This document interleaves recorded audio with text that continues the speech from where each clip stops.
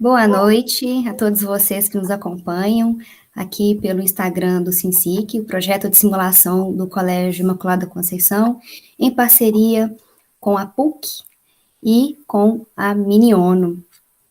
Hoje nós estamos aqui começando os trabalhos das simulações e para que vocês possam ficar um pouco mais por dentro daquilo que aconteceu dentro do comitê OIT, que é sobre a Organização Internacional do Trabalho. Eu trouxe para a gente poder conversar um pouquinho as alunas Juliana Guimarães Brito e Larissa Diniz Aguiar. As duas são alunas da PUC, elas estão cursando o 6º período do curso de Relações Internacionais. Boa noite, meninas, tudo bem? Tudo certo. Boa noite, Gisele. Boa noite, Gisele, tudo bem? Bom, o título do workshop que elas ofereceram para os delegados do Comitê OIT foi Desafios para a Eliminação do Trabalho Infantil. Larissa, queria perguntar para você, quando pensamos em trabalho infantil, geralmente imaginamos trabalho braçal, trabalho nas minas, nas carvoarias. Nós podemos dizer que o trabalho infantil em outros setores de produção é velado ainda mais? Eu diria que talvez não velado, mas existem alguns setores que eles acabam se tornando um pouco mais inacessíveis para o trabalho infantil. Eu acho um pouco equivocado a gente dizer que não existe trabalho infantil em todos os setores, ou pelo menos em só alguns setores, porque é algo que já foi assim bem pontuado pela própria OIT. No Brasil, por exemplo, a gente tem registro de trabalho infantil nos 3 setores da economia, que são o setor do agro, o setor das commodities, no setor da indústria e no setor de serviços. Então, o trabalho infantil ele acaba se espalhando com muita facilidade por vários setores, independente do tipo de trabalho que essa determinada atividade econômica tem, porque ele é, sobretudo, um trabalho de mão de obra barata. Ele é um trabalho que é muito lucrativo para quem usa, é um crime, mas ainda assim existem empresas, existem setores que encontram nessa mão de obra infantil uma mão de obra acessível, uma mão de obra fácil e uma mão de obra muito barata. Então, ele acaba sendo aproveitado por vários setores da economia.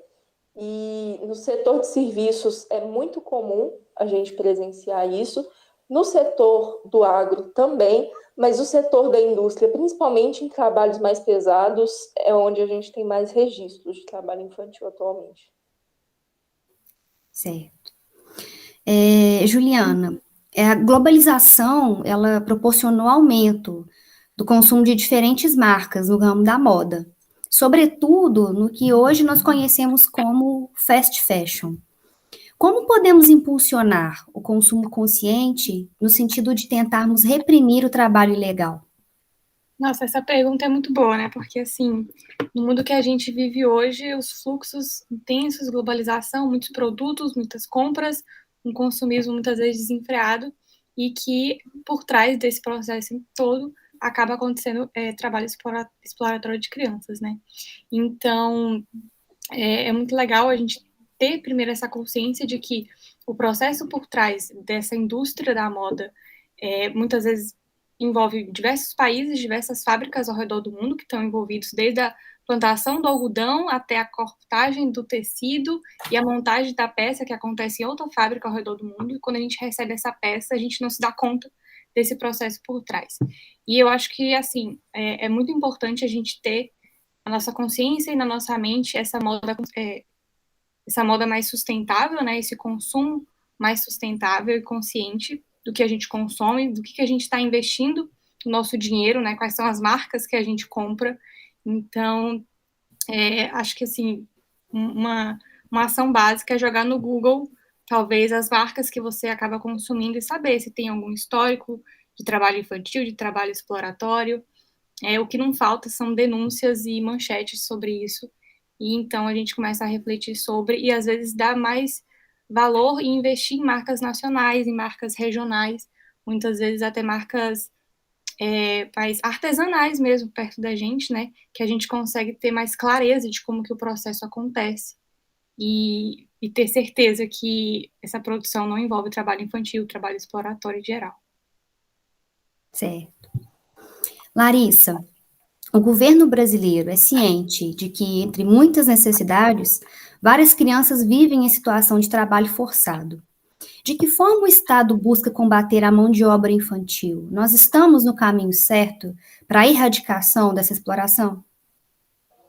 Gisele, antes de responder essa pergunta sua, que é muito boa, eu quero complementar da Juliana e a minha primeira também. Que este exemplo da indústria da moda, ele é um exemplo que responde àquela primeira pergunta sobre a questão de setor mais suscetível ao trabalho infantil. Pensa bem, no setor do agro, que é um grande setor em todo o mundo, você tem o trabalho infantil por meio da colheita. Então, vamos supor que a colheita de algodão ou então a colheita de seda. Você já tem ali um lugar onde é muito propício o trabalho infantil. Depois é o setor industrial, que é onde aquela matéria-prima vai se tornar a roupa. E aí você acaba tendo um alto índice de trabalho infantil nesse segundo setor. E depois o setor de serviços, quem nunca viu uma criança em situação de necessidade vendendo roupas de marcas mais baratas no sinal, na rua ou em algum ponto estratégico assim de uma cidade? Então, é justamente essa globalização e essa interdependência entre setores acaba criando situações propícias para que tudo isso aconteça. E o Brasil, ele é um país extremamente agro, nós somos um país exportador de commodities, nós também somos um país com uma indústria muito forte em alguns estados-chave, e nós somos um país que sobrevive do setor de serviços. Então, é um país que está extremamente suscetível a sofrer com trabalho infantil. Mas, antes de tudo, eu acho muito necessário pontuar que o trabalho infantil ele não é um problema que tem um início e um fim em si mesmo. Ele não existe por si mesmo. Ele é um problema que é um efeito colateral de outros problemas sociais, políticos e econômicos que nós temos. Então, o trabalho infantil ele surge principalmente quando nós temos uma crise econômica no país, uma crise social, uma crise de educação, porque, em primeiro lugar, aquela criança não deveria estar trabalhando, ela deveria estar numa escola, que é onde ela teria o apoio necessário para viver essa fase da vida que ela deve viver, que não é uma fase de trabalho pesado ainda, não é uma fase de exploração. Então, todos esses fatores, eles culminam no trabalho infantil. Aqui no Brasil, nós temos, na verdade, bons modelos de políticas públicas que tentam erradicar esse problema. O Brasil é um país continental, então, obviamente, ele vai ter muitos problemas que são puxados do próprio continente, países que fazem fronteira conosco. Quando acontece uma crise econômica neles, a primeira opção é tentar fugir para um outro país que seja mais estável. O Brasil é uma das principais opções. Então, tudo isso vai culminar no trabalho infantil. E isso faz com que o Brasil precise lidar com esse problema, porque não é um problema evitável, infelizmente, para a gente.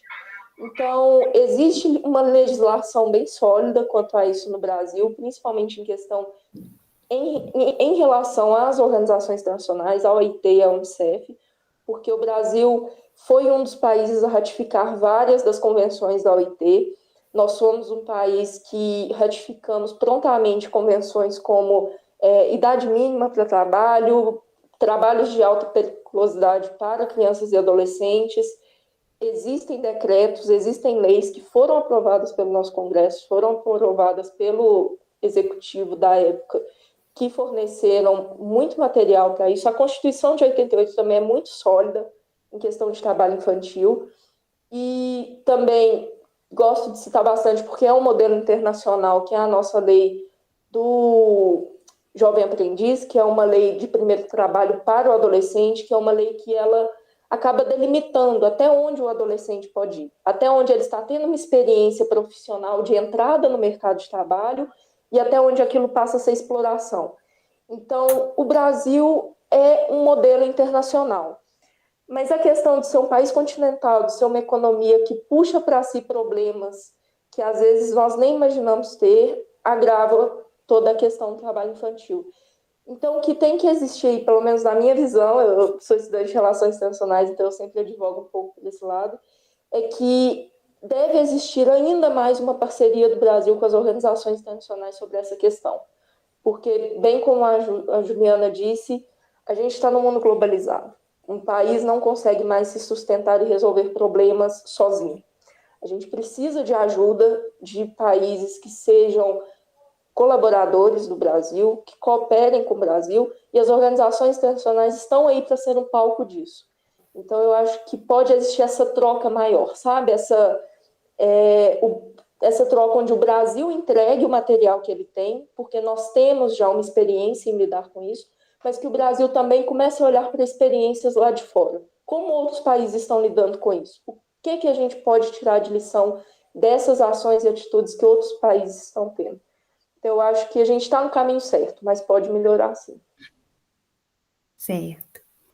E para terminar, perguntar para você, Ju, embora o objetivo da criação, do aprimoramento da tecnologia seja facilitar o trabalho humano, esse avanço ainda não é suficiente para combater a exploração das crianças. Nós podemos considerar esses adventos como um fator de retrocesso em relação ao trabalho infantil? Muito boa essa pergunta. Olha, eu não diria que a gente pode considerar como retrocesso, porque o desenvolvimento de tecnologia tem consequências positivas e negativas em várias esferas da nossa sociedade. Mas o trabalho infantil, como a Larissa falou, é multifatorial, né? Não é uma causa única, e a raiz desse problema está envolvida com a questão de pobreza regional de vários países, está atrelado à falta de informalidade do trabalho de muitos países, a carência de proteção social, de amparo social para a população, exclusão educacional, muitos países também que vivem em situações de instabilidade, com conflitos armados, com desastres naturais. Toda esse contexto acaba culminando para uma situação em que as crianças são postas em risco e suscetíveis a começar a trabalhar e serem exploradas de diversas formas. Então, eu acredito que esse aprimoramento das tecnologias pode ser algo até positivo para o trabalho em geral, mundial, mas que isso precisa estar atrelado a políticas públicas serem pensadas para acabar mitigando, né, o trabalho infantil, acabar diminuindo esses dados que são tão gritantes, né? Cerca de, no ano de 2020, 160 milhões de crianças ao redor do mundo estavam em situações de trabalho infantil, sendo que 79 milhões, praticamente metade, estavam em situações de trabalho infantil considerados perigosos, que são, assim, situações de trabalho subterrâneo, trabalho subaquático, trabalho em condições realmente péssimas e quase, assim, terríveis, né?